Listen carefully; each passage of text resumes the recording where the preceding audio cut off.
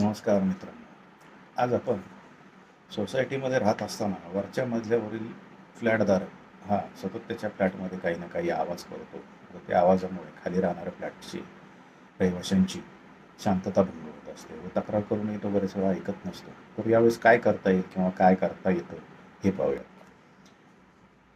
मित्रांनो, बऱ्याच वेळा वरच्या फ्लॅटमधील रहिवासी सतत मोठमोठ्याने आवाज करतो, फर्निचर हलवतो, रात्री अपरात्री मोठमोठ्याने आवाज येतात.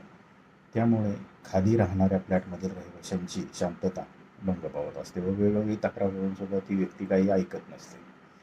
अशा वेळी खाली राहणारा जो फ्लॅटधारक आहे तो सोसायटीकडे तक्रारी करतो, त्याचाही काही उपयोग होत नाही.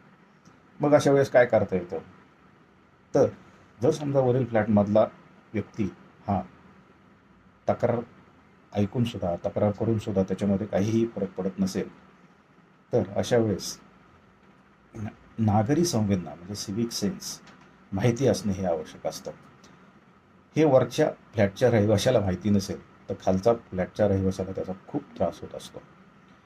आता याबाबत कोऑपरेटिव्ह हाऊसिंग सोसायटीच्या उपविधी 48(4) मध्ये मॅनेजिंग कमिटी काय पावले उचलू शकते याबाबत नमूद केलेले आहे. तसेच जिग्नेश ठाकूर विरुद्ध दिलीप शहा 2016-6 महाराष्ट्र लॉ जर्नल पान क्रमांक 374 या केसमध्ये सुद्धा अशाच प्रकारचे सिव्हिक सेन्सच्या संदर्भामध्ये उहापोह केलेला दिसून येतो. यामध्ये हे प्रश्न जास्तीत जास्त तडजोडीने किंवा समजुतीने सोडवण्याचा प्रयत्न करावा. त्यामुळे हा फक्त आणि फक्त तडजोडीने यावरती मार्ग काढू शकतात हे लक्षात घेतलं पाहिजे. अन्यथा सोसायटी कमिटीकडे तक्रार केल्यानंतर जर ती व्यक्ती ऐकत नसेल तर सोसायटीची कमिटी त्यांच्या विरुद्ध योग्य ती कायदेशीर पावले उचलू शकते. हे लक्षात घेतलं पाहिजे. धन्यवाद.